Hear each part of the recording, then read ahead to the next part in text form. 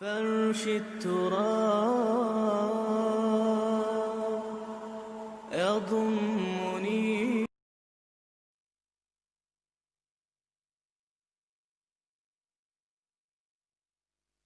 الحمد للہ وکفا والصلاة والسلام علی عبادہ الذین اصطفیٰ، خصوصاً علی افضلہم وخاتم النبیین محمد الامین وعلی آلہ وصحبہ اجمعین. اما بعد فقد قال اللہ تبارک وتعالی کما ورد فی سورۃ آل عمران: اعوذ باللہ من الشیطان الرجیم، بسم اللہ الرحمن الرحیم. کل نفس ذائقۃ الموت وانما توفون اجورکم یوم القیامہ فمن زحزح عن النار وادخل الجنۃ فقد فاز وما الحیاۃ الدنیا الا متاع الغرور. وقال عز وجل كما ورد في سورة العنكبوت: وما هذه الحياة الدنيا إلا لهو ولعب وإن الدار الآخرة لهي الحيوان لو كانوا يعلمون. صدق الله العظيم. رب اشرح لي صدري ويسر لي أمري واحلل عقدة من لساني يفقهوا قولي. اللهم ربنا الہمنا رشدنا واعذنا من شرور انفسنا. اللهم ارنا الحق حقا وارزقنا اتباعه وارنا الباطل باطلا وارزقنا اجتنابه. آمین یا رب العالمین. معزز حاضرین اور محترم خواتین، آج کی گفتگو کا جو عنوان ہے اس کا پس منظر آپ کے سامنے آ چکا ہے. متاع الغرور مرکب اضافی ہے، دھوکے کا سامان. اور یہ ترکیب قرآن مجید میں دو جگہ وارد ہوئی ہے. ایک تو سورہ آل عمران کی آیت 185 ہے جو میں نے ابھی تلاوت کی ہے، اور ایک پھر سورہ حدید کی آیت نمبر 20 ہے جس کا تذکرہ میں بعد میں کروں گا. دو مقامات پر متاع الغرور، دھوکے کا سامان، اس حیات دنیاوی کو قرار دیا گیا ہے. وَمَا الْحَيَاةُ الدُّنْيَا إِلَّا مَتَاعُ الْغُرُورِ. یہ دنیا کی زندگی سوائے دھوکے کے سامان کے اور کچھ نہیں. میں نے ساتھ ہی دوسری آیت جو تلاوت کی ہے وہ سورہ عنکبوت کی آیت ہے، اس لیے کہ یہ دھوکے کا سامان کس حوالے سے ہے، کس اعتبار سے یہ دنیا کی زندگی دھوکے کا سامان بنتا ہے، وہ اس آیہ مبارکہ کے بغیر بات واضح نہیں ہوگی. وما هذه الحیات الدنیا الا لہو ولعب. یہ دنیا کی زندگی تو سوائے کھیل اور تماشے کے اور کچھ نہیں. وَإِنَّ دَارَ الْآخِرَةَ لَهِيَ الْحَيَوَانُ. اور اصل زندگی تو آخرت کی زندگی ہے. لو کانوا یعلمون، کاش کہ انہیں معلوم ہوتا. چار مقامات پر قرآن مجید میں اس دنیا کی زندگی کو لہو و لعب یا لعب و لہو سے تعبیر کیا گیا. دو جگہ متاع الغرور، چار جگہ لہو و لعب. لیکن کس اعتبار سے؟ غور طلب بات ہے. یہ دنیا کی زندگی اللہ نے ہمیں دی ہے، یہ کائنات اس نے بنائی ہے، اس میں اس نے ہمیں بھیجا ہے. ظاہر بات ہے کہ یہ تخلیق جو ہے یہ کسی کھلنرے کا کھیل نہیں ہے. ربنا ما خلقت ھذا باطلا، یہ کوئی وہم نہیں ہے، یہ حقیقت ہے، یہ واقعہ ہے. اللہ کی خلاقی کا مظہر ہے. پھر اس میں ہمیں، اس دنیا میں اس نے ہمیں خلافت کا مقام عطا کیا ہے. یہ تمام چیزیں اپنی جگہ پر ہیں جن سے یہ حیات دنیا بھی ایک بہت بڑی حقیقت بن کر سامنے آتی ہے. یہ نہ وہم ہے نہ گمان ہے جیسا کہ بعض فلسفیوں کا خیال ہے. حقیقت ہے، واقعہ ہے. ٹھوس ہے، محسوس ہوتی ہے، اس کا دکھ اور کرب بھی محسوس ہوتا ہے، اس کی مسرت اور خوشی بھی محسوس ہوتی ہے۔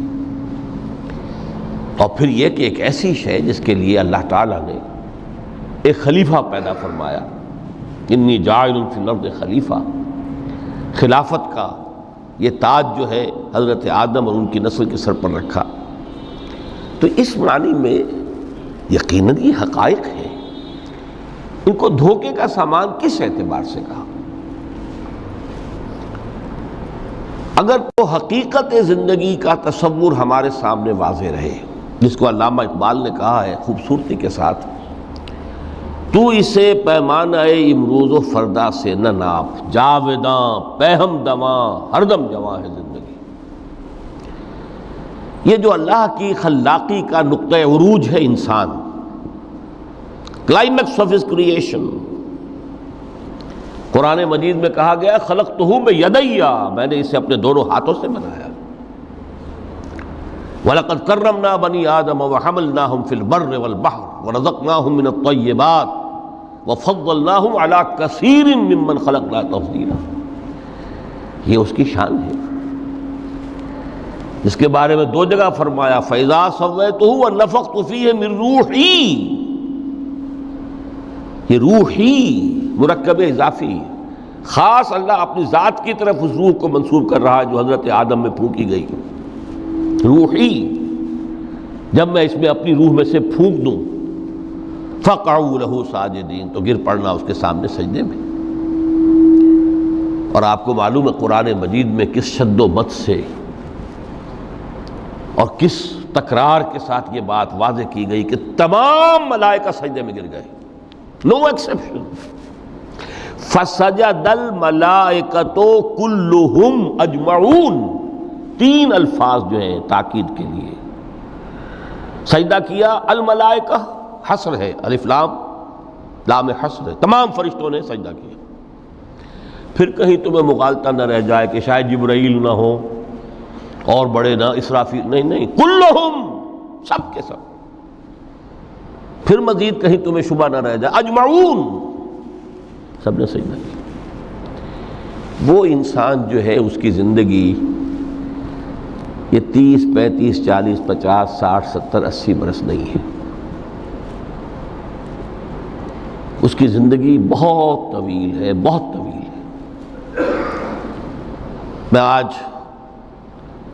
اس حیات انسانی کے دو پہلو تو وہ ہیں جو اکثر لوگوں کے علم میں ہیں، حیات دنیاوی یعنی دنیا میں پیدائش سے لے کر موت تک، یہ ایک وقفہ ہے۔ پھر یہ کہ اس کے بعد حیات اخروی ہے جس کا آغاز ہو جائے گا عالم برزخ سے، پھر بعث بعد الموت ہے، پھر حیات اخروی، یہ سب جانتے ہیں۔ لیکن یہ کہ اس دنیا میں آنے سے پہلے بھی ہم ایک زندگی گزار آئے ہیں، اور بدقسمتی سے اس کا تصور بہت کم لوگوں کو حاصل ہے۔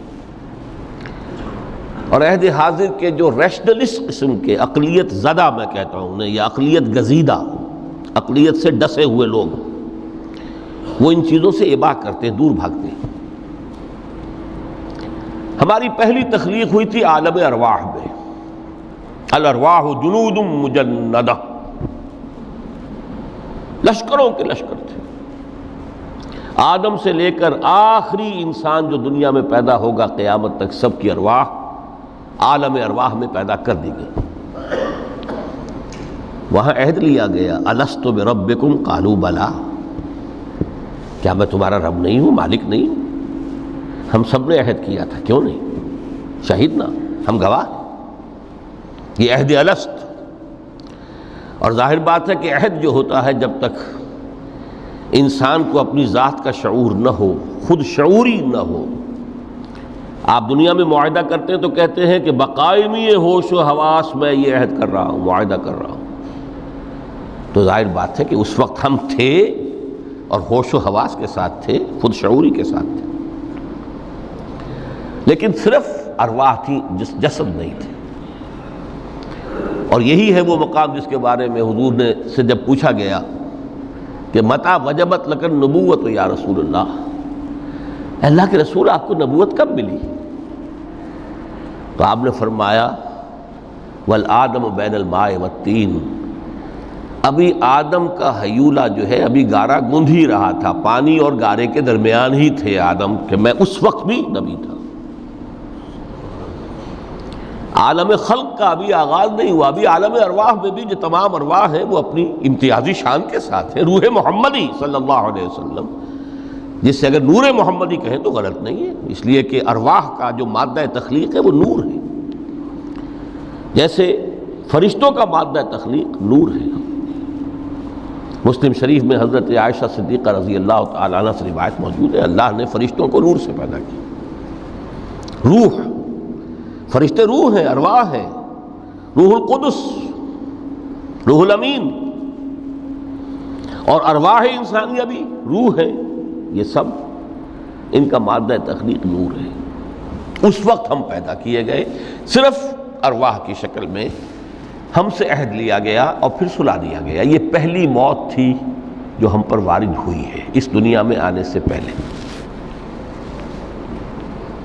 اس لیے کہ سورہ مومن کی ایک آیت میں فرمایا گیا ہے کہ جہنم میں لوگ جو ہیں فریاد کریں گے، ربنا امتنا اثنتین واحییتنا اثنتین فاعترفنا بذنوبنا فہل الی خروج من سبیل۔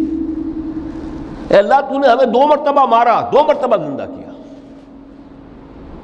تو اب ایک مرتبہ اور صحیح، کہ یہاں سے نکلنے کا بھی کوئی راستہ ہے کہ نہیں؟ اتنے مراحل سے تو ہمیں لے کر آیا ہے، ایک مرحلہ اور سی۔ تو یہ 2 موتیں کون سی ہیں؟ پہلی موت وہ تھی جب ارواح کو موت کی نیند سلا دیا گیا۔ پھر عالم خلق، جسے آج سائنٹسٹ کہتے ہیں، جس کا نقطۂ آغاز ہے بگ بینگ، عالم ارواح اس سے پہلے کی شے ہے، اس تک سائنس نہیں پہنچ سکتی، وہ سائنس سے ماورا ہے۔ لیکن جہاں سے سائنس شروع ہوتی ہے وہ عالم خلق کا آغاز ہے، بگ بینگ سے۔ وہ پھر مختلف مراحل، تنزل کے مراحل بھی آئے، ارتقاء کا مرحلہ بھی آیا، تفصیل میں جانے کا موقع نہیں ہے۔ بہت سے تنزلات کے مراحل اور بہت سے ارتقاء کے مراحل طے کر کے آدم تیار ہوا ہے۔ حضرت بیدل نے رحمت اللہ علیہ بہت خوبصورت شعر کہا ہے، ہر 2 عالم خاک شد تا بست نقش آدمی، اے بہار نیستی از قدر خود ہوشیار باش۔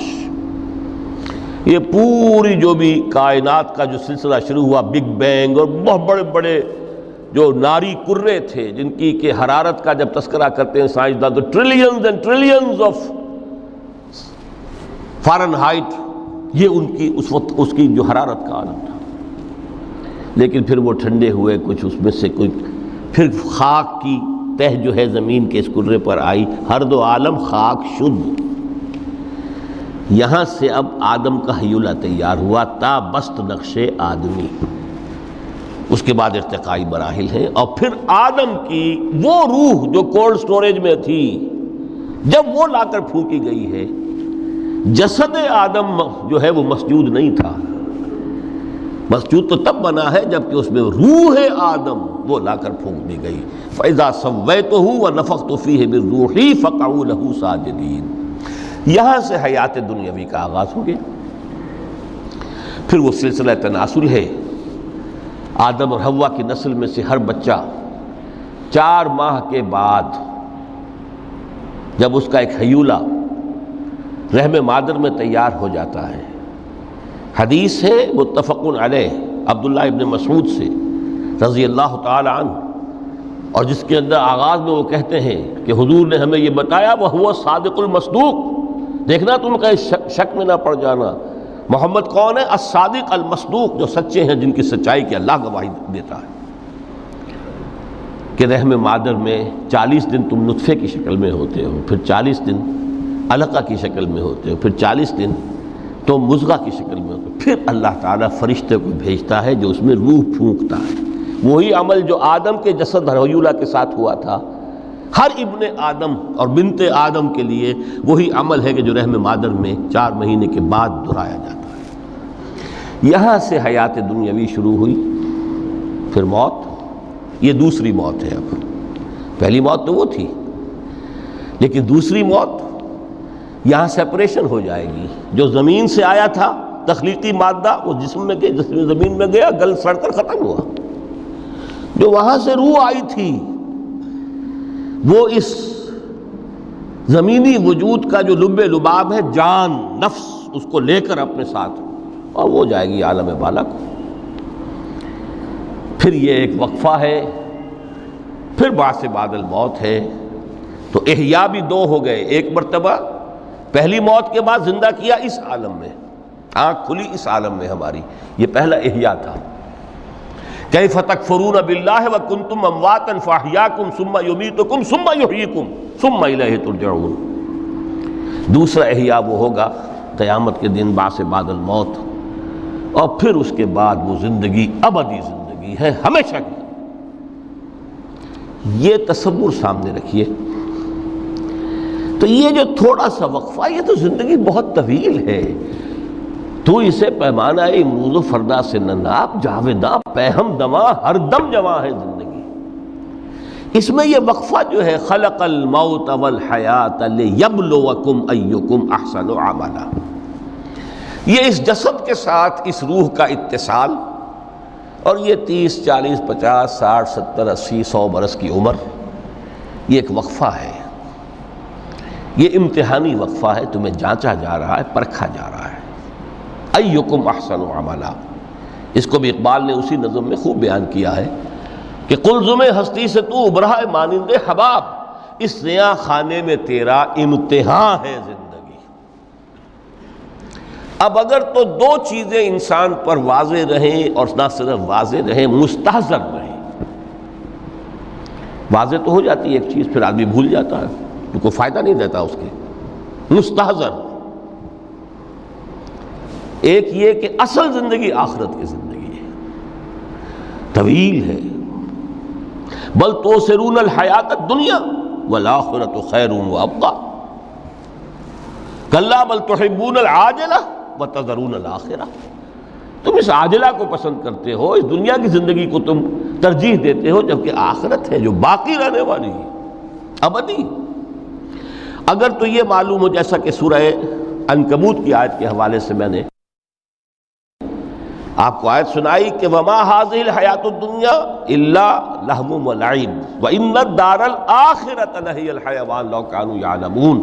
اصل زندگی جو ہے وہ آخرت کی زندگی ہے، کاش کہ انہیں معلوم ہوتا. ایک حقیقت تو یہ معلوم ہو اور مستحضر رہے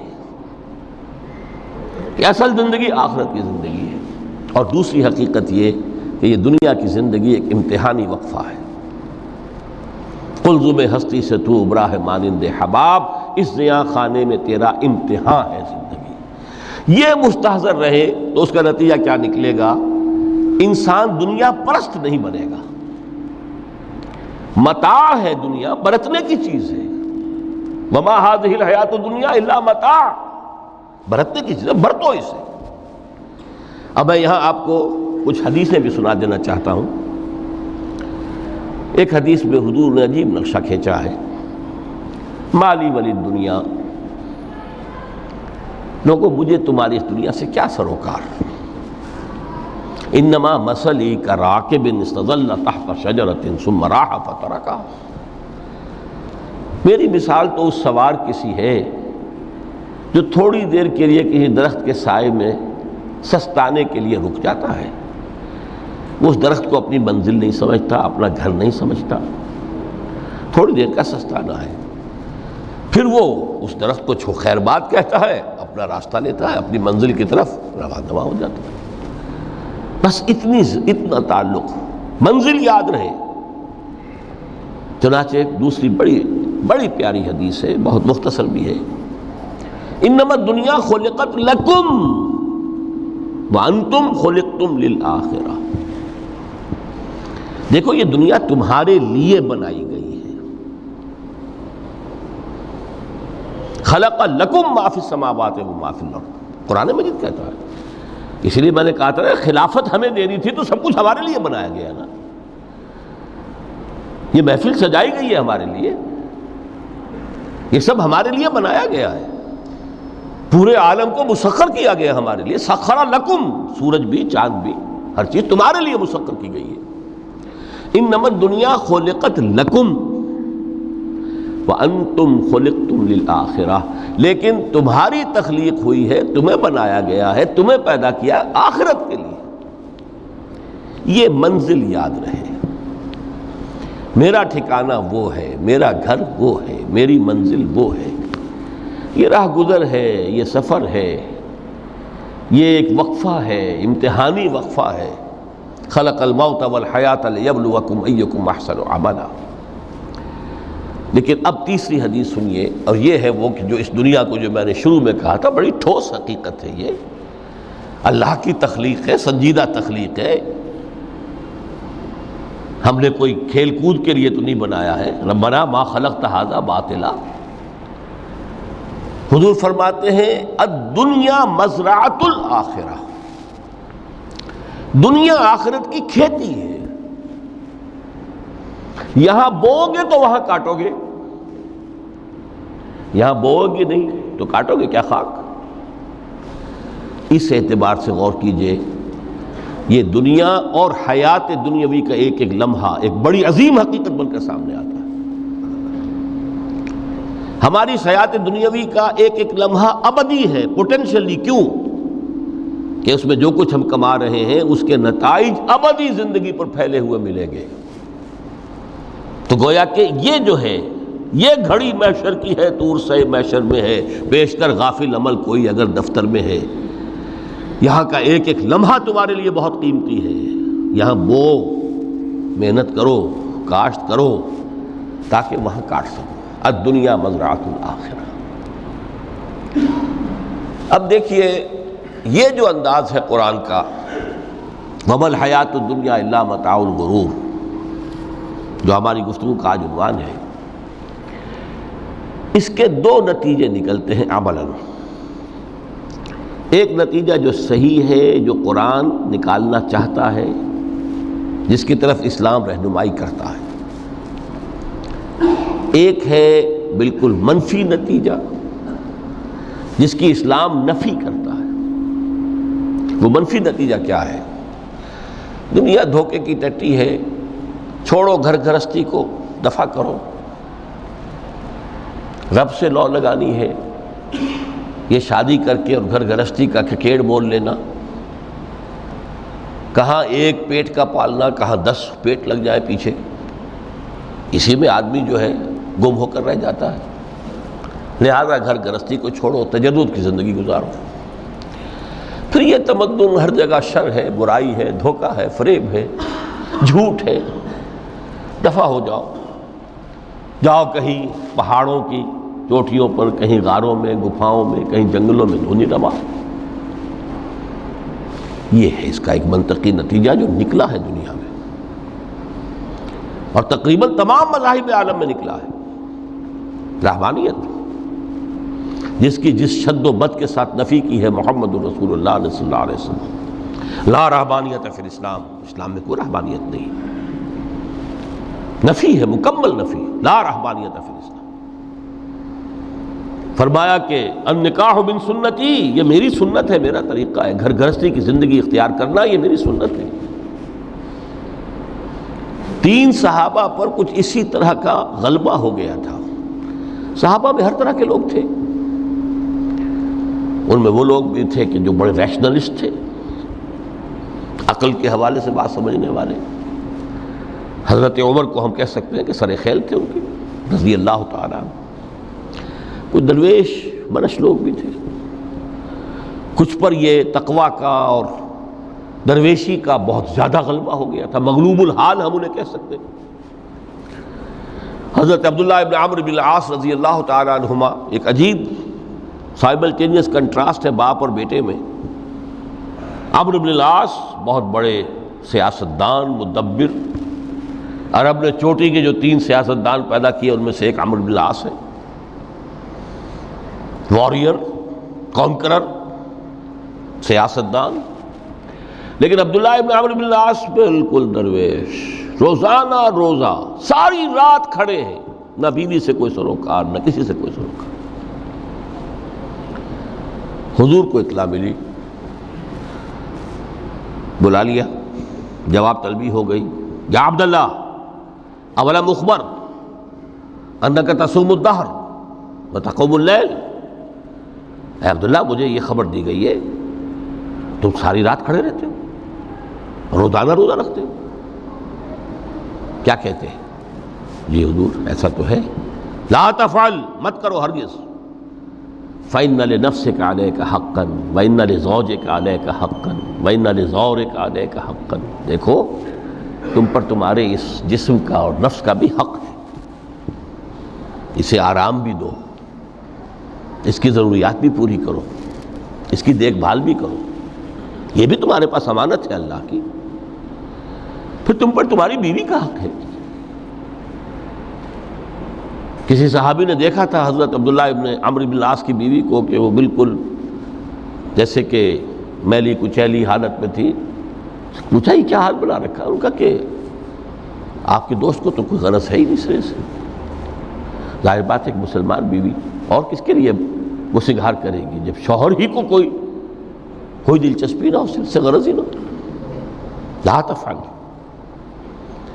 رات کو سو بھی، دیکھو مجھے میں رات کو سوتا بھی ہوں، نماز پڑھتا بھی ہوں، میں روزے رکھتا بھی ہوں، ناغے بھی کرتا ہوں، دیکھو زیادہ سے زیادہ ہفتے میں دو دن روزے رکھ لیا کرو، کہ حضور مجھے اور تھوڑی سی اجازت، اچھا ایک دن ناغا ایک دن روزہ، صوم داؤد، اس سے آگے کی اجازت نہیں۔ اسی طرح 3 حضرات سراسراہتن آتا ہے حدیث میں، بخاری شریف کی روایت ہے، ان پر بھی کوئی ایسا ہی غلبہ ہوا رہبانیت کا اور ترک دنیا کا، انہوں نے آ کے ازواج مطہرات سے معلوم کیا آپ کتنی رات نماز پڑھتے ہیں، کتنا دو سوتے ہیں، مہینے میں کتنے آپ روزے رکھتے ہیں نفلی، انہوں نے کوئی وہاں تو کھلی کتاب تھی سیرت محمد صلی اللہ علیہ وسلم، جو کچھ تھی حقیقت بیان کر۔ اب دیکھیے ایک عجیب ذہنیت، انہوں نے دیکھا کہ یہ تو کم ہے، ان کے اندازے کے اعتبار سے تو بہت کم ہے، لیکن یہ کہ اپنے آپ کو ذرا تسلی، حضور کی تو کوئی ضرورت نہیں ہے، آپ تو معصوم ہیں، آپ کیسے گناہ نہیں ہوا، کوئی خطا نہیں ہوئی، آپ کے لیے تو یہ اتنی عبادت ہمارے لیے تو کافی نہیں ہے، ہم تو گناہ گار ہیں۔ ایک نے عہد کیا کہ میں کبھی نہیں سوؤں گا، رات بھر کھڑا رہوں گا، دوسرے نے کہا کبھی ناغا نہیں کروں گا، ہر روز روزہ رکھوں گا، تیسرے نے کہا میں شادی بیاہ کے کھکیڑ میں پڑوں گا نہیں۔ حضور کو اطلاع مل گئی، طلب فرمایا، ڈانٹا آپ نے، آپ لوگوں نے یہ کہا ہے؟ جی ہاں ہم نے کہا تو ہے۔ واللہ خدا کی قسم میں تم میں سب سے بڑھ کر متقی ہوں، لیکن میں رات کو سوتا بھی ہوں اور نماز بھی پڑھتا ہوں، روزے رکھتا بھی ہوں، ناغے بھی کرتا ہوں، میری گھر گرستی کی زندگی ہے، میری بیویاں ہیں۔ من رغب عن سنتی فلیس منی، یہ ٹکڑا جو جوڑ دیا جاتا ہے نکاح کے خطبے میں اس حدیث کے ٹکڑے کے ساتھ، یہ 2 علیحدہ حدیث ہیں بالکل، النکاح من سنتی، اور یہ ٹکڑا اس طویل حدیث کا ہے، من رغب عن سنتی فلیس منی، جو میری سنت کو پسند نہیں کرتا پھر اس کا مجھ سے کوئی تعلق نہیں۔ یہ تو میں نے احادیث کے حوالے سے آپ کو وہ جو منفی طرز عمل، گریز، دنیا سے تعلق منقطع کرنا، پسپائی، گریز، فرار، اور اس کا نتیجہ کیا نکلتا ہے کہ دنیا پھر شریروں کے لیے رہ گئی، کھیلیں کودیں عیش کریں۔ جو سلیم الفطرت نیک لوگ تھے وہ تو گئے، لہذا ان کو اب کوئی روک ٹوک کرنے والا ہی نہیں، کوئی پوچھنے تاشنے والا نہیں، ظالم جو چاہے ظلم کریں اور جس طرح چاہیں شریر جو ہے شرارتیں کریں۔ قرآن مجید میں سورہ حدید اس اعتبار سے نہایت عظیم صورت ہے، نہایت عظیم صورت ہے کہ وہاں یہ آیت بھی بہت ہی شاندار انداز میں آئی ہے، متاع الغرور والی، خاصی طویل آیت بن کر آئی ہے، اور جیسا کہ میں نے عرض کیا 4 جگہ تو حیات دنیاوی کو کہا گیا ہے صرف لہو و لعب یا لعب و لہو، لیکن یہاں جو ہے آیت نمبر 20، اعلموا انما الحیات الدنیا لعب و لہو و زینت و تفاخر بینکم و تکاثر فی الاموال والاولاد، 5 الفاظ کے حوالے سے اس حیات دنیاوی کے کچھ حقائق بیان کیے گئے۔ عام طور پر سرسری طور پر لوگ گزر گئے ہیں. محاورتاً جب بھی آتا ہے معاملہ لہو و لعب، لعب و لہو، وہ تو 4 جگہ ہے، یہاں 3 الفاظ مزید آئے ہیں. اور ترکیب کیا؟ پہلے لعب ہے پھر لہو ہے. سورہ عنکبوت میں لہو و لعب یہ در حقیقت ایک طرح سے محاورے کی شکل اختیار کر گیا، تماشا اور کھیل، لیکن نہیں، یہاں ترتیب کچھ اور ہے. اس پر اگر آپ غور کریں گے تو یہ ایک عجیب سا نقشہ سامنے آتا ہے. حیات دنیاوی کے 5 ادوار، جن میں سے ہر دور میں ایک شے انتہائی اہم ہوتی ہے، توجہ کا مرکز بنی ہوتی ہے. ابتدائی دور ہے، بالکل بچہ بھی ہے، کھیل، بس لعب، اس کے سوا اسے کوئی زندگی سے سروکار ہی نہیں. زندگی کے تلخ حقائق ابھی اسے معلوم نہیں. بھوک لگی تو رو پڑے، ماں نے دودھ پلانا ہے، کھلانا ہے، ان سے تو کچھ نہیں کرنا اس نے، وہ لعب، کھیل. لیکن تھوڑا سا آگے چلتے ہیں، ٹین ایجر سٹیج میں جب داخل ہوتا ہے آدمی، تو اب وہ نرا کھیل، معصومانہ کھیل نہیں رہتا، اس میں تلذذ، سینشول گریٹیفیکیشن کا عنصر شامل ہو جاتا ہے. اب اس کا کہا لہو. اعلموا انما الحیات الدنیا لعب و لہو. ذرا آگے بڑھیے تو انسان پر سب سے زیادہ دھن سوار ہو جاتی ہے، بناؤ سنگھار، میرا لباس فیشن کے مطابق ہو، کہیں ایسا نہ ہو مذاق اڑے. اپنے لباس کے بارے میں بہت کانشیس ہوگا، اپنے ہیئر کٹ کے بارے میں بہت کانشیس ہوگا، ہر چیز کے بارے میں بہت کانشیس. زینت، بناؤ سنگھار، آرائش، زیبائش. اس سے ذرا آگے گئے، تکاثر فی الاموال واللہو، تفاخر بینکم. یہ سمجھیے کہ تقریباً 30 برس کی عمر جب انسان کی ہوتی ہے، اب فخر، تفاخر، یا دولت پر فخر ہوگا، یا نسب پر فخر ہوگا، یا اپنی کسی سیاسی حیثیت پر فخر ہوگا، اپنی چودراہٹ پر فخر ہوگا. تفاخر بینکم، جس میں جان میں چونکہ توانائی ہوتی ہے، قوت ہوتی ہے. لیکن اس کے بعد جب عمر ڈھلی، بڑا ریئلسٹک ہو جاتا ہے انسان. پھر یہ جو 4تھی سٹیج تھی، اس میں تو یہ کہ مونچھ نیچی نہ ہو، چاہے سب کچھ میں اپنا خرچ کر دوں، داؤ پہ لگا دوں، لیکن مونچھ نیچی نہیں ہوگی. آخری سٹیج وہ ہوتی ہے کہ پھر ہوکا لگ جاتا ہے آدمی کو، تکاثر فی الاموال والاولاد، مال اور اولاد کی کثرت کثرت کثرت.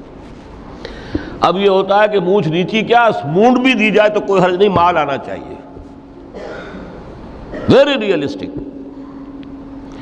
اور اسی حال میں انسان ہوتا ہے. آخری پارے کی صورت نے پھر اس میں ایڈ کر کے اس کے اوپر مہر لگا دی، الہاکم التکاثر حتی زرتم المقابر. یہ تکاثر جو ہے پیچھا نہیں چھوڑتا.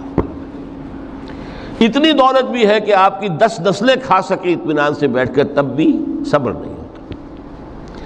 بڑے میاں کی ٹانگیں جو ہیں وہ قبر میں لٹکی ہوئی ہیں، لیکن تکاثر جو ہے، تکاثر مال، وہ پیچھا نہیں چھوڑتا. حتی زرتم المقابر، یہاں تک کہ قبروں تک جا پہنچے، قبر میں اتار دیا جائے. جب تک ٹانگیں صرف لٹکی ہوئی ہیں اس وقت تک نہیں. اس کے بعد تشبیہ دی ہے کہ یہ حیات دنیاوی کا جو ایک سائیکل ہے، اعلموا انما الحیات الدنیا لعب و لہو و زینت و تفاخر بینکم و تکاثر فی الاموال والاولاد. اب اس کو کمپیئر کیا ہے پلانٹ کنگڈم میں جو سائیکل چل رہا ہے. یہ ہمارا سائیکل ہے 60-70 برس کا. بچہ پیدا ہوا، خوشیاں منائی گئیں، پھر وہ لڑکپن سے، پھر ٹین ایجر سٹیج سے، پھر جوانی ہے، پھر ادھیڑ عمر ہے، اور پھر بڑھاپا ہے، اور پھر قبر میں اتارا جانا ہے. لیکن یہ کہ پلانٹ کنگڈم میں سائیکل چلتی ہے. کمثل غیث اعجب الکفار نباتہ ثم یہیج فتراہ مصفرا ثم یکون حطاما. یہ 4 سٹیج ہیں. جیسے بارش برستی ہے تو سبزہ نمودار ہوتا ہے، اور کاشتکار کو بڑا اچھا لگتا ہے، اس نے بیج بویا تھا، اس نے محنت کی تھی، اس نے ہل چلایا تھا، اعجب الکفار نباتہ، اس کو بہت اچھا لگتا ہے، دل باغ باغ ہو جاتا ہے۔ جیسے آپ کے ہاں بیٹا ہوا، پوتا ہوا، خوشیاں مناتے ہیں آپ۔ کمثل غیث اعجب الکفار نباتہ ثم یہیج، پھر وہ فصل اپنی پوری قوت کو پہنچتی، فصل لہرا رہی ہے، فتراہ مصفرا، پھر وہ زرد ہو جاتی ہے، وہ ہریاول اب ختم ہوئی، اب فصل پک گئی ہے، اب وہ زردی پر آ گئی ہے۔ ثم یکون حطاما، پھر وقت آتا ہے اگر وہ خضرو گھاس ہے تو پھر وہ چورا چورا ہو کر پھر وہ مٹی میں مل جاتی ہے، اور اگر فصل ہے تو کھیتی کٹ گئی، اس کے بعد کیا رہ گیا وہاں، وہ چورا ہی رہ جاتا ہے باقی۔ یہ لائف کا سائیکل چل رہا ہے، 3 مہینے کا ہو، 4 مہینے کا ہو، یہ ہے پلانٹ کنگڈم کا، وہ ہے سائیکل انسانی زندگی کا۔ اب فرمائی ٹیپ کی بات جو ہے، وَفِي الْآخِرَةِ عَذَابٌ شَدِيدٌ وَمَغْفِرَةٌ مِّنَ اللَّهِ وَرِضْوَانٌ۔ دیکھو دنیا کی زندگی تو ان سٹیجز سے ہو کر گزر ہی جانی ہے، جو پیدا ہوا ہے اس پر بڑھاپا بھی آئے گا، موت بھی آئے گی۔ کل نفس ذائقۃ الموت، جو سورہ آل عمران کی 185ویں آیت کا پہلا جملہ تھا۔ ہر انسان کو جو پیدا ہوا موت آنی ہے۔ اب یہ ہے کہ وہ کہیں آپ نے محل میں گزار لی زندگی، کسی کٹیا میں گزار لی زندگی، کسی کی فٹ پاتھ پر گزر گئی زندگی، زندگی گزر جاتی ہے، گزرتی ہے، اور ان 5 سٹیجز میں سے ہو کر گزرتی ہے۔ آپ گندی گلیوں میں بچوں کو کھیلتے ہوئے دیکھتے ہیں، وہ بھی کھیل رہے ہوتے ہیں، نالیوں کے پانی کے اندر کھیل رہے ہوتے ہیں، ان کا بھی کھیل ہے، گندے جوہڑ میں کھیل رہے ہوتے ہیں، وہ تو ہے زندگی کی وہ سٹیج جو ہے کھیل کی ہے۔ کسی کے پاس بڑے قیمتی کھلونے ہیں، ان سے کھیل رہا ہے، کوئی اس طرح گلی ڈنڈا کھیل رہا ہے یا کچھ اور کھیل رہا ہے، لیکن وہ 5 سٹیجز تو آئیں گی۔ اعلموا انما الحیات الدنیا لعب ولہو وزینۃ وتفاخر بینکم وتکاثر فی الاموال والاولاد کمثل غیث اعجب الکفار نباتہ ثم یہیج فتراہ مصفرا ثم یکون حطاما وفی الآخرۃ عذاب شدید ومغفرۃ من اللہ ورضوان۔ آخرت میں جا کر یہ بائیفرکیشن ہو جانی ہے، یا تو شدید عذاب اور یا اللہ کی مغفرت اور رضا۔ Now the choice is yours، اما شاکرا و اما کفورا، فیصلہ تم خود کر لو۔ وما الحیات الدنیا الا متاع الغرور، یہاں بھی آخری الفاظ وہ ہے کہ دنیا کی زندگی دھوکے کے سوا کچھ نہیں۔ کیوں؟ اگر تو دنیا کی زندگی میں گم ہو گئے، جیسے کہ اقبال نے کہا ہے کہ کافر کی یہ پہچان کے آفاق میں گم ہے، اور مومن کی یہ پہچان کہ گم اس میں ہے آفاق۔ دنیا میں رہو، طالب دنیا نہ بنو، طالب عقبہ، طالب آخرہ۔ دنیا میں رہو، برتو، استعمال کرو، تمہارے لیے پیدا کیا گیا، بھائی برتو، متاع ہے، برتنے کی شے ہے۔ ہاں حلال اور حرام کی پابندیاں سامنے رکھو، باقی برتو۔ مطلوب یہ نہ ہو، مقصود یہ نہ ہو، مطلوب آخرہ ہو۔ انما الدنیا خلقت لکم وانتم خلقتم للآخرہ۔ منزل وہ رہے، مستحضر رہے، سامنے رہے کہ میں تو اجنبی ہوں، یہاں یہ میرا وطن نہیں ہے۔ الدنیا سجن المومن و جنت الکافر، جیسے کسی پرندے کو کسی پنجرے میں بند کر دیا گیا ہو، اس طرح ہمیں اس دنیا میں بھیج دیا گیا، اللہ کی مرضی ہے، اس نے بھیجا ہے۔ جب تک وہ چاہتا ہم رہیں گے یہاں، لیکن ہمارا دل یہاں نہیں لگے گا۔ بازار سے گزرا ہوں، خریدار نہیں ہوں، طالب دنیا نہ ہو، تب تو یہ کوئی دھوکے کا سودا نہیں، قطعاً نہیں، بالکل نہیں۔ حضور نے خود فرمایا مجھے تمہاری اس دنیا میں سے فلاں فلاں چیزیں بہت پسند ہیں، اور کس قدر ریئلسٹک ہیں۔ آپ نے عورتوں کے بارے میں فرمایا مجھے اس دنیا سے پسند ہے عورت، کوئی تصنع اور کوئی بھی تکلف اور کوئی خلاف فطرت بات نہیں کی محمد رسول اللہ صلی اللہ علیہ وسلم۔ آنکھوں کی ٹھنڈک میری نماز میں ہے، مجھے خوشبو پسند ہے، عورت کی طرف بھی آپ کا رجحان تھا۔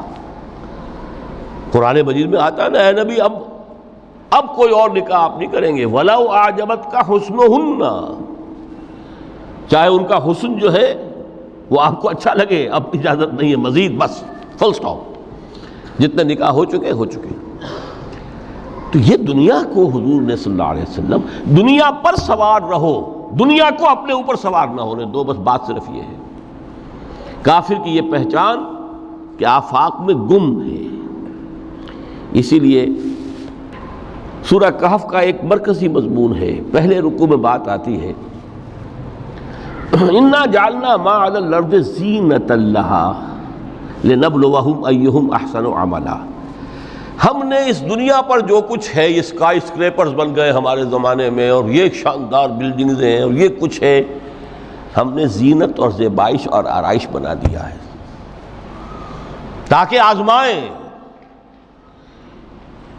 انہی کے حسن کے شکار ہو جاتے ہو اور ان کے پرستار بن کر رہ جاتے ہو۔ رخ روشن کے آگے شمع رکھ کر وہ یہ کہتے ہیں ادھر جاتا ہے دیکھیں یا ادھر پروانہ آتا ہے، پھر بھی اللہ ہی کے عاشق بنے رہو، اللہ ہی سے محبت کرو تو کامیاب ہو گئے۔ دنیا کو برتو۔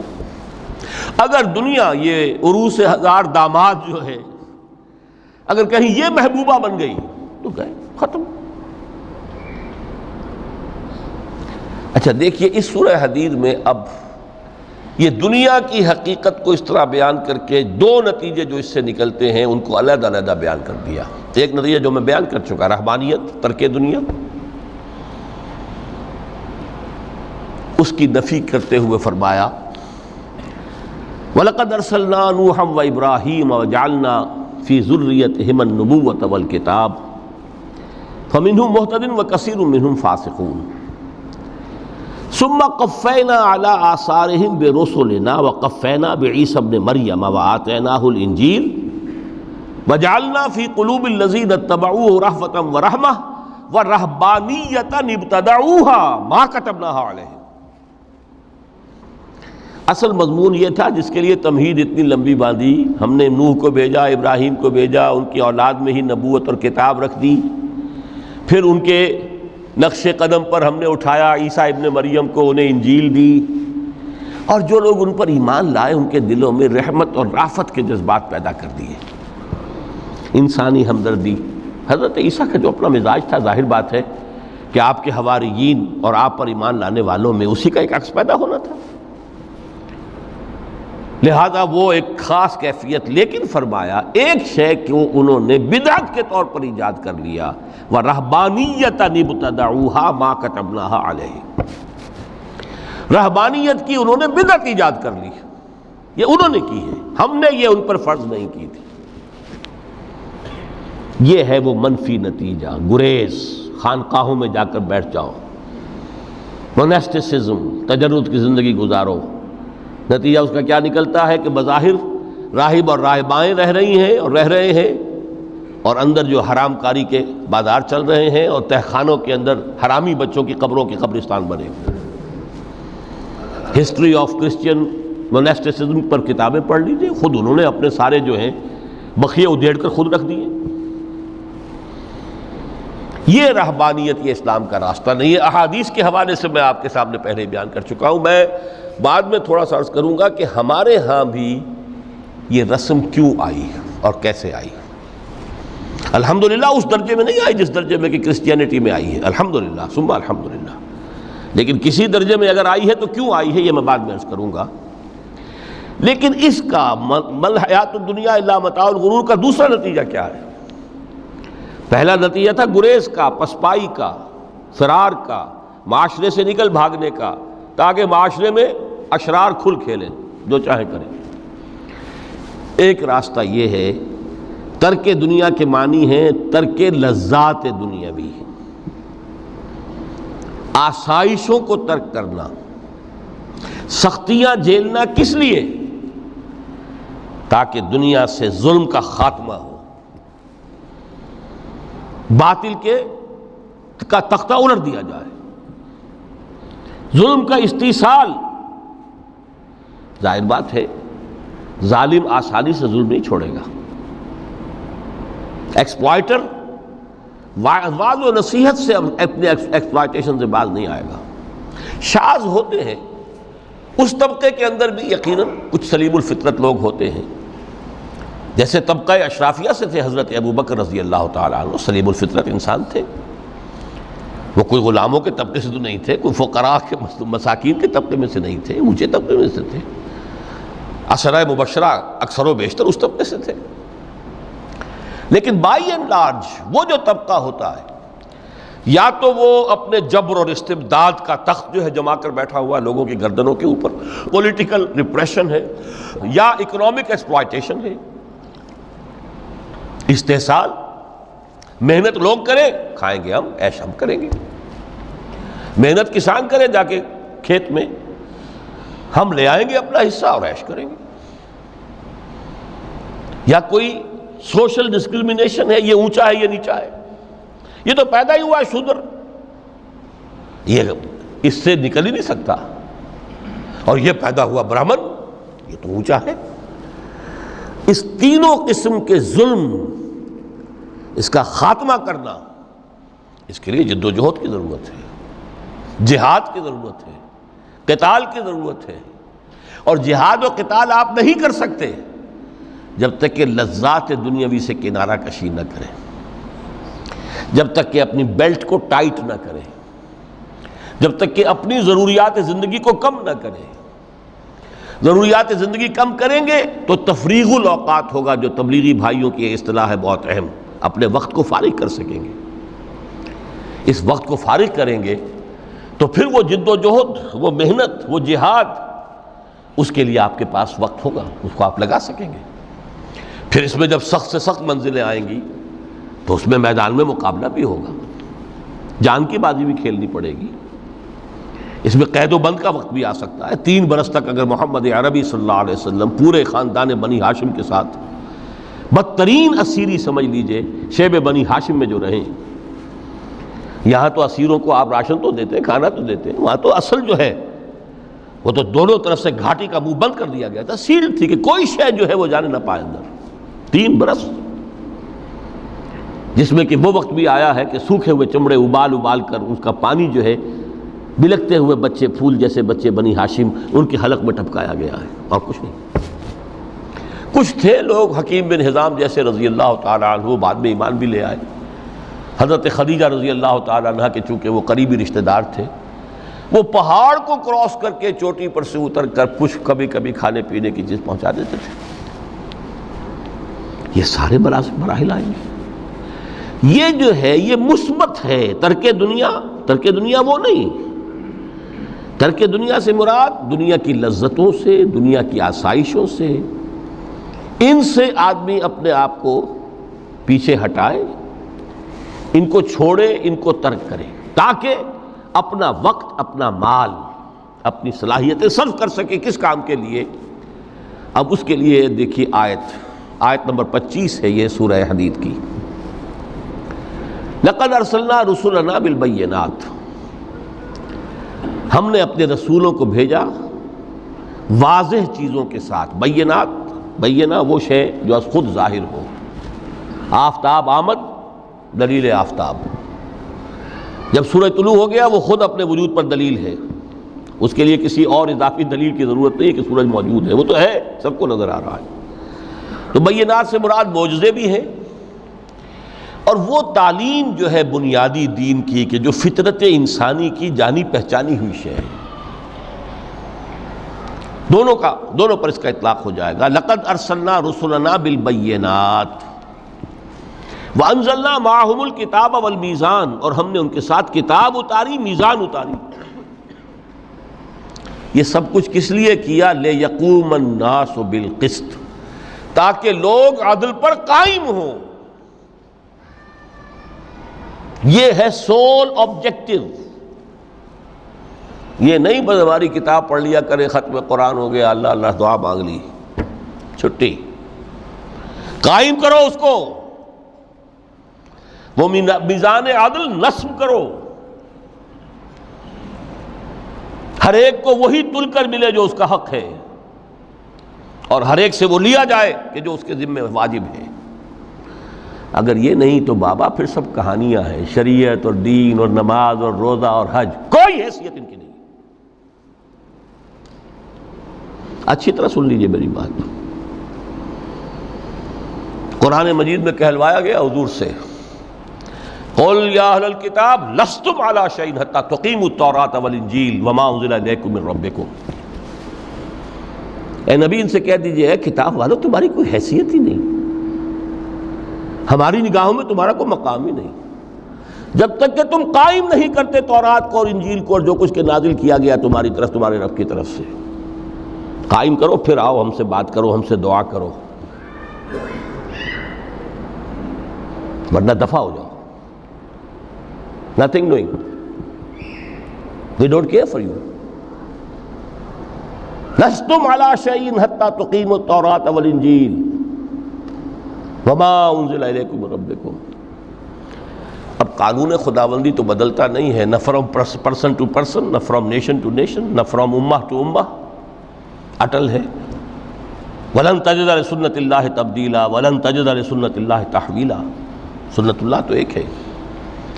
اب اس آیت کو ذرا پڑھیے، قُلْ يَا أَهْلَ الْقُرْآنِ لَسْتُمْ عَلَىٰ شَيْءٍ حَتَّىٰ تُقِيمُوا الْقُرْآنَ وَمَا أُنزِلَ عَلَيْكُم مِّن رَّبِّكُمْ۔ کہہ دو اے محمد کہ اے قرآن والو تمہاری کوئی حیثیت نہیں ہے ہمارے سامنے جب تک کہ تم قرآن کو قائم نہیں کرو۔ پڑھ لو اور اس کے قرات کے مقابلے منعقد کرا لو اور سونے کے تاروں سے اسے لکھ لو اور اس کو جو چاہو کر لو، کوئی حیثیت نہیں۔ قائم کرو اس قرآن کو، اس کے نظام کو، اس کے قانون کو، جو حضرت ابوبکر نے فرمایا تھا، پہلا خطبہ جو دیا ہے آپ نے بیعت خلافت کے بعد، تم میں ہر قوی میرے نزدیک ضعیف ہوگا جب تک کہ اس سے حق وصول نہ کر لوں، اور ہر ضعیف قوی ہوگا جب تک کہ اسے اس کا حق دلانا دوں۔ سورہ شورى میں حضور سے کہلوایا گیا، قل وَأُمِرْتُ لِأَعْدِلَ بَيْنَكُمْ، مجھے یہ حکم ہوا ہے کہ میں تمہارے مابین عدل قائم کروں۔ میں واعظ بن کر نہیں آیا، میں بدھ مت کے بھکشو بنانے کے لیے نہیں آیا تمہیں۔ ہاں، انقلابی عمل میں ایک مرحلہ آتا ہے، بدھ مت کے بھکشو بننا پڑتا ہے کچھ عرصے کے لیے، تیاری کا مرحلہ، وہ میں ابھی بعد میں ذرا بیان کر دوں گا، لیکن مستقل نہیں ہے یہ بدھ مت کے بھکشو۔ یہ بدمعاش جس طرح چاہیں کھل کھیلیں، ظالم جس طرح چاہیں لوگوں پر ظلم کرتے رہیں، تشدد اور جبر کا جس طرح سے چاہے معاملہ کریں، استحصالی نظام جس طرح ہوتا ہے چلتا رہے۔ شاہ ولی اللہ دہلوی رحمۃ اللہ علیہ کے الفاظ میں، انسانوں کی عظیم اکثریت ڈھور ڈنگر بن جائے، صبح سے لے کے شام تک کمر توڑ دینے والی مشقت کے بعد بمشکل 2 وقت کی روٹی ملتی ہو، اس کا کبھی خیال اسے اللہ کا آئے گا؟ کبھی اللہ سے لو لگا سکے گا؟ دنیا نے تیری یاد سے بیگانہ کر دیا تو اس سے بھی دل فریب ہے غم روزگار کے۔ اس لیے حضور نے فرمایا کاد الفقر ان یکون کفرا، یہ فقر جو ہے یہ تو انسان کو کفر تک پہنچا دیتا ہے۔ عدل قائم کرو۔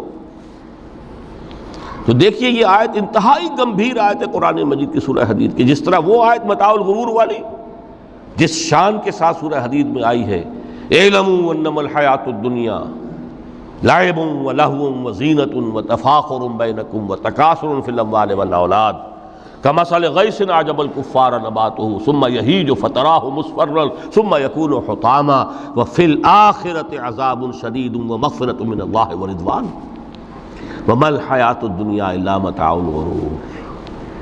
لیکن اس کا نتیجہ کیا نکلنا چاہیے؟ لقد ارسلنا رسلنا بالبینات وانزلنا معهم الکتاب والمیزان لیقوم الناس بالقسط۔ Now prepare for the shock۔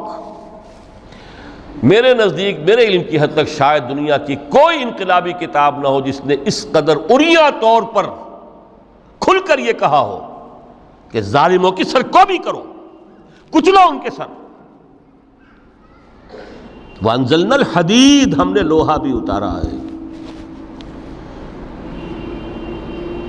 ایک وقت آتا ہے، ظلم نہیں ختم ہوتا جب تک کہ لوہے کی طاقت ہاتھ میں نہ آئے۔ انزلنا الحدید، ہم نے صرف کتاب ہی نہیں اتاری ہے، لوہا بھی اتارا ہے۔ فیہ باس شدید، اس میں جنگ کی صلاحیت ہے۔ ومنافع للناس، لوگوں کے لیے کچھ اور منفعتیں بھی ہیں، کوئی توا پرات چمٹا یہ بھی بنا لو، ٹھیک ہے، لیکن اصلاً یہ اسلحہ کے لیے. وَأَنزَلْنَا الْحَدِيدَ، اسی تو سورہ حدید کا نام حدید ہے. فِيهِ بَأْسٌ شَدِيدٌ وَمَنَافِعُ لِلنَّاسِ وَلِيَعْلَمَ اللَّهُ مَن يَنصُرُهُ وَرُسُلَهُ بِالْغَيْبِ. اللہ دیکھنا چاہتا ہے کون ہے اس کے وفادار بندے جو اس لوہے کی طاقت کو ہاتھ میں لے کر مدد کرتے ہیں اس کی اور اس کے رسولوں کی غیب میں ہونے کے باوجود. ان اللہ قوی عزیز، ویسے اللہ قوی ہے، عزیز ہے، آنے واحد میں کفر کو ختم کر دے جب چاہے، آنے واحد میں ظالموں کا ظلم جو ہے وہ ختم کر کے رکھ دے. وہ سب کچھ کر سکتا ہے، لیکن پھر تمہاری آزمائش کیسے ہوگی؟ کیسے معلوم ہوگا ہوز ہو، کس کا کیا مقام تھا، کس کے پاس کتنا یقین کا سرمایہ تھا، کس کے ایمان کی گہرائی اور گہرائی کا کیا عالم تھا، کس نے ہمارے دین کے لیے کیسی کیسی قربانیاں جھیلی ہیں. یہ ہے ترک دنیا جو موسٹ پروفاؤنڈ ہے، نتیجہ خیز ہے، خیر کو وجود میں لانے کے لیے ہے. لیکن اس کی مثالیں موجود ہیں. حضرت مصعب بن عمیر رضی اللہ تعالی عنہ ایام جاہلیت میں کہا جاتا ہے ان کا جوڑا جو ہے شام سے تیار ہو کر آتا تھا. جیسے کبھی مشہور ہے کہ پنڈت نہرو کا بھی کپڑے سل کر آتے تھے پیرس سے. موتی لال نہرو کا بیٹا، اور موتی لال نہرو وہ تھا کہ وائس رائے کی پہلی کار آئی ہے ہندوستان میں تو دوسری کار موتی لال کی آئی. اس کا بیٹا، اس کے کپڑے پیرس سے سل کر آتے تھے. مصعب بن عمیر کے کپڑے شام سے تیار ہو کر آتے تھے، اور وہ ہمیشہ عطر میں بسے ہوئے ہوتے تھے. جہاں سے گزر گئے معلوم ہوا کہ پوری گلی جو ہے وہ مہک اٹھی، معلوم ہو جائے کہ مصعب گزرا ہے یہاں سے. ایمان لائے محمد رسول اللہ پر صلی اللہ علیہ وسلم. باپ فوت ہو چکا تھا، اس کی چھوڑی ہوئی دولت تھی، ماں تھی، لیکن وہ خاندان کا نظام، چچا تھا سربراہ، وہ بدترین کافر. اس نے پہلے سمجھایا ہوگا 100 طریقے آزما کے پھر آخری بار اس نے آزمایا کہ جس دولت کے اوپر تم عیش کر رہے ہو یہ تمہارے مشرک باپ کی دولت ہے، نکل جاؤ گھر سے. انہوں نے سمجھا تھا جیسے سورہ صافات میں آتا ہے فَأَرَادُوا بِهِ كَيْدًا فَجَعَلْنَاهُمُ الْأَسْفَلِينَ. انہوں نے حضرت ابراہیم کے بارے میں سمجھا تھا جب دیکھیں گے کہ آگ تیار ہو رہی ہے اور یہ اس میں مجھے ڈال دیں گے تو سب یہ نشہ حرن ہو جائے گا، یہ توحید وحید سب ہوا ہو جائے گی. لیکن ہوا کیا؟ بے خطر کود پڑا آتش نمرود میں عشق، عقل ہے محو تماشائے لبے بام. اس نے تو یہ دھمکی دی تھی کہ دن میں تارے نظر آ جائیں گے مصعب کو. ناز و نام میں پلا ہوا انسان، اسے کہہ دیا جا نکل جاؤ گھر سے. اٹھ کر چلنے لگے. اس کا تیش جو ہے اور اچھا یہ کپڑے بھی اسی مشرک باپ کے ہیں، اتارو ان سب کو. مادر زاد برہنہ ہو کر گھر سے نکلے. مادر زاد پھر وہی ہے کہ جن کے نام قرائے فال بنام من دیوانہ زدند. جب بیعت عقبہ اولیٰ ہوئی ہے، لوگوں نے کہا کہ ہمیں کوئی مقری دیجئے قرآن پڑھانے والا جو ہمیں قرآن پڑھائے. حضور نے فرمایا جاؤ مصعب. وہ مصعب وہاں جا کر مدینے میں المقری بن گئے. جا المقری، وہ آ رہا پڑھانے والا. اور 1 سال کی محنت، دعوت اور تبلیغ اور قرآن کے پڑھانے کے نتیجے میں اگلے سال 75 افراد لا کر حضور کی جھولی میں ڈال دی. یہ مصعب ہے. شہادت ہوئی ہے غزوہ بدر میں. ایک مرتبہ اس سے پہلے کا واقعہ بھی ہے کہ حضور مسجد میں تشریف فرما تھے، سامنے سے حضرت مصعب گزرے. ایک پھٹا ہوا سا کمبل جسم کے گرد لپیٹا ہوا تھا. حضور کی آنکھوں میں آنسو آ گئے.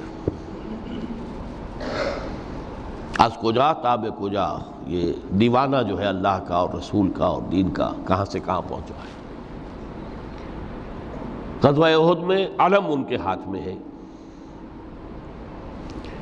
جس ہاتھ میں علم ہے وار پڑا، کٹ گیا، دوسرے سے بھی پکڑا، اس کو بھی کٹ گیا. پھر دونوں جتنے بچ گئے تھے حصے ان سے سنبھالا، پھر شہید ہو گئے. جسم پر صرف ایک چادر تھی، اوپر سے جسم ننگا تھا، صرف ستر کے لیے چادر. دفن کرنے لگے تو مسئلہ ہی پیش آ گیا کہ چونکہ شہید کے تو کفن جو ہے اس کا اپنا جو بھی لباس پہنا ہو شہادت کے وقت. حضور سے کہا گیا کہ حضور مصحف کی چادر تو اتنی چھوٹی ہے کہ سر ڈھانپتے ہیں تو پیر کھل جاتے ہیں، پیر ڈھانپتے ہیں تو سر کھل جاتا ہے۔ فرمایا سر کو چادر سے ڈھانپ دو اور پیروں پر اذخر گھاس لا کر ڈال دو، یہ آخری لباس نصیب ہوا ہے۔ یہ ترک دنیا ہے۔ ترک دنیا بئی معنی مثبت عمل کے لیے، جہاد کے لیے، قتال کے لیے، اللہ کی راہ میں جد و جہد کے لیے، اپنے معاشی معاملے کو پیچھے رکھنا، کم کرنا، کم سے کم تر کرتے چلے جانا، اور زیادہ سے زیادہ وقت، زیادہ سے زیادہ مال، زیادہ سے زیادہ صلاحیت نکالتے چلے آنا دین کی جد و جہد کے لیے۔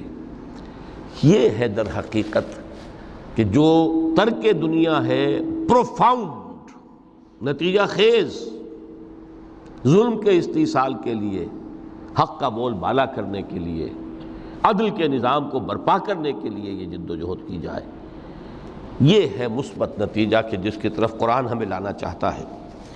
ورنہ آج اقبال نے جو کہا کہ اسی قرآن میں ہے اب ترک جہاں کی تعلیم، جس نے مومن کو بنایا مہو پرویں کا امیر۔ ہمارے ہاں بھی وہ خانقاہی نظام آیا، اگرچہ اس درجے نہیں آیا، یہ واقعہ ہے۔ کرسچن منسٹسزم نے جس طرح کی شکلیں اختیار کی تھی وہ ہمارے یہاں نہیں آیا، اللہ کا فضل ہے، اللہ کا شکر ہے، لیکن آیا ضرور ہے۔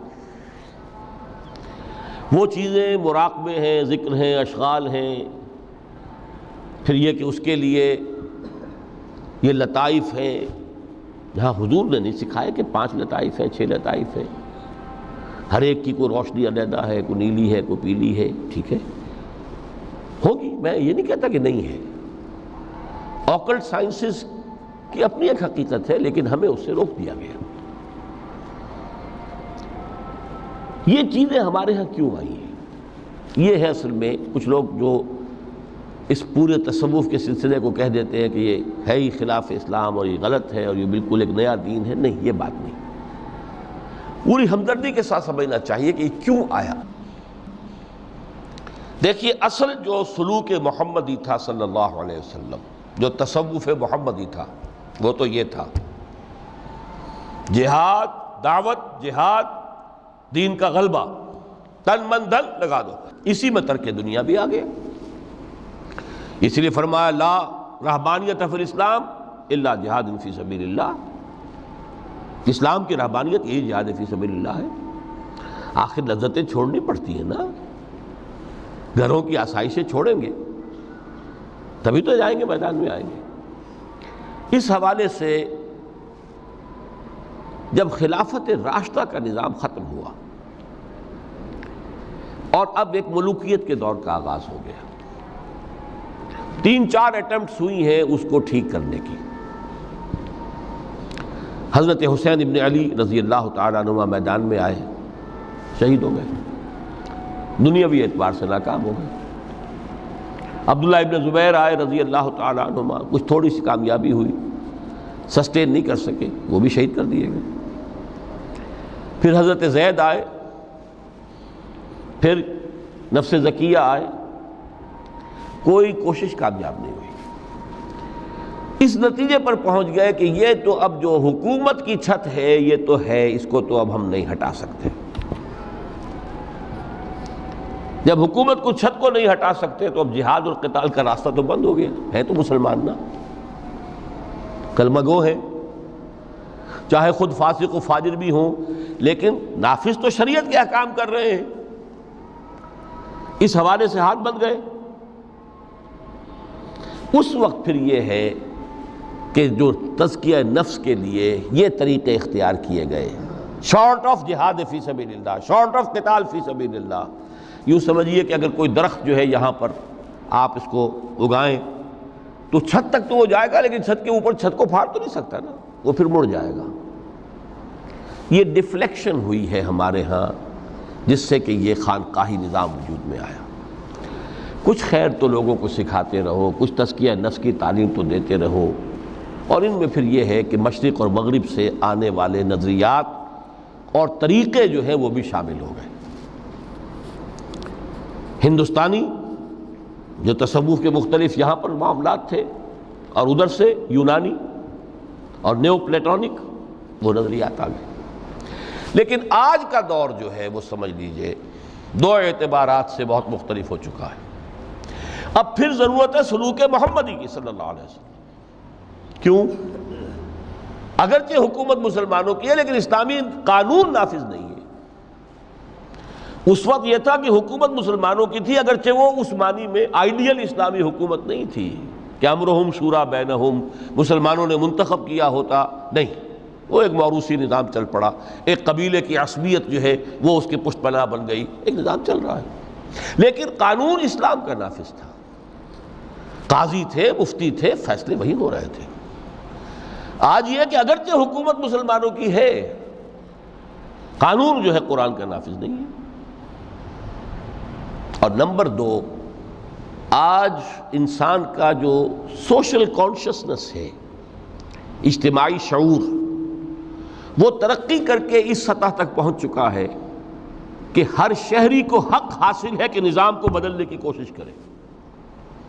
پہلے یہ ہوتا تھا کہ آپ نظام کی اصلاح کرنے کے لیے کھڑے ہوئے تو سمجھتے تھے کہ یہ حکومت کو ختم کرنا چاہتے ہیں، یہ باغی ہے. حضرت حسین کو باغی کہا گیا رضی اللہ تعالیٰ عنہ. اب باغی جو ہے واجب القتل ہے، اسی لیے تو آخر کلمہ گو تھے وہ جنہوں نے شہید کیا حضرت حسین کو رضی اللہ تعالیٰ عنہ. اس وقت تک یہ کانسیپٹ تھا ہی نہیں کہ اسٹیٹ علیحدہ شے ہے، گورنمنٹ علیحدہ شے ہے. We are against the government, not against the state. آج تصور جو ہے بالکل کلیئر کٹ ہو گیا ہے. ہم وفادار ہیں ریاست پاکستان کے، حکومت پاکستان کے نہیں. حکومت پاکستان کو بدلنا ہمارا حق ہے، اور اس بدلنے کے دو طریقے ہیں. یہ ایک انتخابات کا ذریعہ ہے یا پھر ایجیٹیشن کا ذریعہ ہے، بشرطے کہ ایجیٹیشن پیسفل ہو، توڑ پھوڑ نہ ہو، کسی کی جان اور مال اور پراپرٹی کو کوئی نقصان نہ پہنچایا جائے، خود مرنے کو تیار ہو جائے، گولیاں چلیں، جیلوں میں جائیں، ایجیٹیٹ کریں.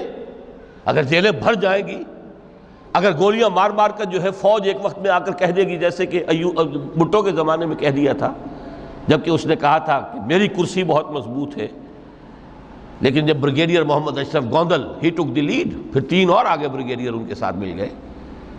وی are going to shoot no more, go and have a political settlement. اپنی قوم کے اوپر کہاں تک ہم گولیاں برسائیں گے؟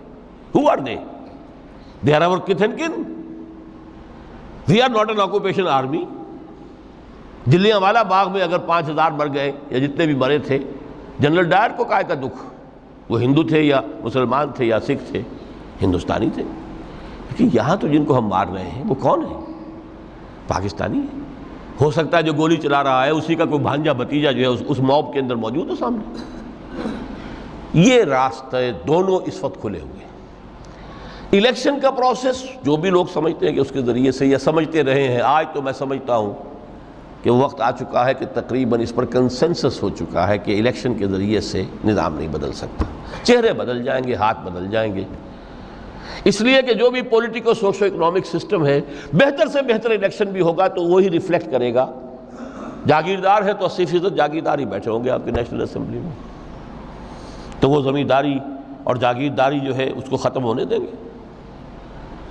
ایجیٹیشن کا راستہ ہے، لیکن یہ کہ وہ ایجیٹیشن کرنے کے لیے پہلے میدان میں وہ لوگ آئیں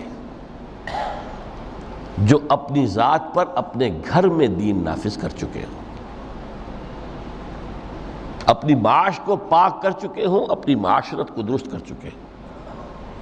یہ دو کام اگر نہیں کیے تو بہتر ہے گھر میں بیٹھے رہیں، باہر نہ نکلے، دین کا نام نہ لیں، وہ دین کو بدنام کریں گے. یہ مرحلہ طے کر لیں اور پھر ایک بنیان مرصوص بن کر نہیں عن المنکر بالید. جب تک طاقت کافی نہیں ہے اس وقت تک دعوت ہے، تبلیغ ہے، خوش آمد ہے. وَلْتَكُن مِّنكُمْ أُمَّةٌ يَدْعُونَ إِلَى الْخَيْرِ وَيَأْمُرُونَ بِالْمَعْرُوفِ وَيَنْهَوْنَ عَنِ الْمُنكَرِ وَأُولَٰئِكَ هُمُ الْمُفْلِحُونَ. یہ سب زبان سے ہوگا، ہاتھ سے نہیں. جب طاقت کافی ہوگی تو اب ہاتھ سے ہو. اب ہم یہ کام نہیں چلنے دیں گے، اب یہ بینک نہیں چلیں گے، گھیراؤ کریں گے، نہیں چلنے دیں گے. یہ اخبارات میں جو فحاشی کے سمجھیے کہ وہ رنگین صفحات نہیں نکلنے دیں گے، پکیٹنگ ہو جائے گی۔ کئی دن تک کراچی میں جنگ کا گھیراؤ کیا گیا تھا MQM کی طرف سے، اور صرف یہ بات تھی کہ ہماری خبریں صحیح شائع نہیں کر رہا ہے۔ جب نہیں نکلنے دیا گیا جنگ، اس کے بعد صورت یہ ہو گئی کہ الطاف صاحب کو چھینک بھی آتی تھی تو پہلے صفحے پہ لکھا ہوتا تھا۔ لیکن کریں نا، میدان میں آئے نا لوگ۔ یہ ہے اصل میں وہ تصوف کہ جو اب بالکل سلوک محمدی صلی اللہ علیہ وسلم کا جو اصل سلوک تھا، وہ تصوف تھا، وہ ترک دنیا، مالی ولی دنیا، انما مثلی کراکب استظل تحت شجرۃ ثم راح فترکھا، اس کے ضمن میں فرمایا گیا ہے۔ سورہ توبہ کی میں آیت نمبر 24 آپ کو سنا، فرمایا قل ان کان آباؤکم وابناؤکم واخوانکم وازواجکم وعشیرتکم واموال اقترفتموها وتجارۃ تخشون کسادها ومساکن ترضونها احب الیکم من اللہ ورسولہ وجہاد فی سبیلہ فتربصوا حتی یاتی اللہ بامرہ واللہ لا یہدی القوم الفاسقین۔ اے نبی ان سے کہہ دیجئے، لوگو اگر تمہیں اپنے باپ اور اپنے بیٹے اور اپنے بھائی اور اپنی بیویاں یا بیویوں کے لیے شوہر اور اپنے رشتہ دار اور وہ مال جو تم نے بڑی محنت سے جمع کیے ہیں اور وہ کاروبار جن کی کساد کا تمہیں اندیشہ رہتا ہے کہیں مندہ نہ ہو جائے، اور وہ بلڈنگیں، وہ حویلیاں، وہ کوٹھیاں جو تمہیں بڑی پسند ہیں، بہت چاؤ سے بنائی ہیں، ڈیکوریٹ کی ہیں، ڈیکوریشن پیسز کہاں کہاں سے لا کر ڈرائنگ روم میں رکھے ہیں، اگر یہ 8 چیزیں محبوب تر ہیں اللہ سے اور اس کے رسول سے اور اس کی راہ میں جہاد سے، فتربصوا، تو جاؤ انتظار کرو، دفع ہو جاؤ، بیٹھو ادھر، حتی یاتی اللہ بامرہ، یہاں تک کہ اللہ اپنا فیصلہ سنا دے۔ واللہ لا یہدی القوم الفاسقین، اللہ ایسے فاسقوں کو ہدایت نہیں دیتا۔ یہ ہے ترک دنیا۔ یہ ساری محبتیں جو ہیں، جیسے علامہ اقبال نے کہا، یہ مال و دولت دنیا، یہ رشتہ و پیوند، بتان وہم و گما لا الہ الا اللہ۔ مال و دولت دنیا کی 3 چیزیں لے لی، وہ مال جو تم نے جمع کیے، ایسیٹس تمہارے، وہ کاروبار جن کا کہ تمہیں اندیشہ ہوتا ہے کہ کساد نہ ہو جائے، اور وہ تمہاری بلڈنگیں، حویلیاں جو تمہیں بڑی محبوب ہیں، مال و اسباب دنیا، اور رشتہ و پیوند 5 گنوا دیے، باپ، بیٹا، بھائی، زوج یا زوجہ اور رشتہ دار۔ اگر یہ محبوب تر ہے اللہ سے، اس کے رسول سے، اس کی راہ میں جہاد سے، تو جاؤ دفع ہو جاؤ، فتربصوا، گو اینڈ ویٹ، یہاں تک کہ اللہ اپنا فیصلہ سنا دے۔ اللہ ایسے یہ فاسق جو ہیں ان کو زبردستی ہدایت نہیں دیتا، اللہ کا قاعدہ ہی نہیں، ہدایت اس کو دیتا ہے جو طالب ہدایت ہو۔ تو متاع الغرور اس معنی میں کہ دنیا کی کوئی شے اور اس کی محبت ہمارے راستے میں بیڑی بن کر ہمارے پاؤں میں نہ پڑ جائے، اس راستے سے، دعوت دین اور اقامت دین کی جد و جہد سے، اگر یہ ہے تو یہ متاع الغرور ہے، دھوکہ ہے، فریب ہے۔ اگر یہ نہیں ہے، اس راستے پر آپ چل رہے ہیں، تو دنیا برتنے کی چیز ہے، استعمال کرو۔ دنیا ہی تو کھیتی ہے، یہی محنت کرو گے نا، اسی دنیا میں کوشش کرو گے، جہاد کرو گے، اسی دنیا میں دعوت اور تبلیغ کا کام کرو گے، یہی کھیتی ہے جس کی فصل تمہیں کاٹنی ہے جا کر قیامت میں۔ یہ دونوں پہلو ہمارے سامنے رہنے چاہیے۔ میں آپ حضرات کا بہت ممنون ہوں، آپ نے بہت توجہ سے میری باتوں کو سنا ہے۔ اللہ تعالیٰ جو کچھ کہا گیا ہے اس میں جو صحیح ہے، حق ہے، اس کے لیے دلوں کو کھولے، صرف ذہنوں کو نہیں، دلوں کو کھول دیں، اس لیے کہ دل کھلیں گے تو کوئی تبدیلی آئے گی۔ مولانا منظور نعمانی صاحب نے ایک دفعہ لکھا تھا بڑا پیارا جملہ کہ اصل تبدیلی دل کی تبدیلی ہوتی ہے۔ دماغ تو کرائے کا وکیل ہے، دلیلیں فراہم کر دیتا ہے۔ دل نے ادھر کا فیصلہ کیا، دماغ نے اسی کے لیے دلیلیں دے دی۔ دل ادھر جانا چاہتا ہے، دماغ اس کے لیے دلیلیں دے دے گا۔ وکیل وہی ہے مدعی نے کر لیا تو اس کے حق میں دلائل کے انبار ہیں، اور اگر اسی مقدمے میں کہیں مدعا علیہ نے اس وکیل کو کر لیا ہوتا تو اس کے حق میں دلائل ہیں۔ تو اللہ تعالیٰ دلوں کو کھولے اور اس متاع الغرور کے پھندوں سے ہمیں نکل کر اصل محبت اللہ سے اور اس کی راہ میں جہاد سے، اور اصل مطلوب و مقصود زندگی آخرت کی، اس کی ہمیں توفیق عطا فرمائے۔ اقول قولی ھذا واستغفر اللہ لی ولکم ولسائر المسلمین والمسلمات۔